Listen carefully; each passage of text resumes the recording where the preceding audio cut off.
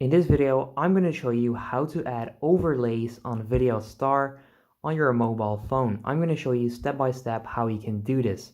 Now, step number one is to open the app on your phone and to click on the plus icon, click on edit video, and then select the video that you want to use. So for the sake of this video, I created a very simple and short video.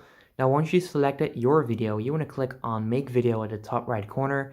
It's then going to process and finish that video.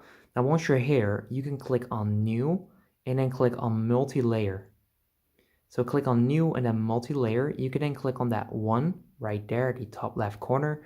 You can then click on photo. You can then add a photo as an overlay. There you go. You can then like zoom in, zoom out. Maybe I want to use that right there.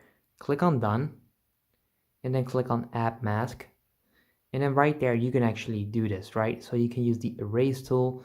You can use none or shape or color, but this is pretty much how you can do this. So you can add shape. You can then click on done.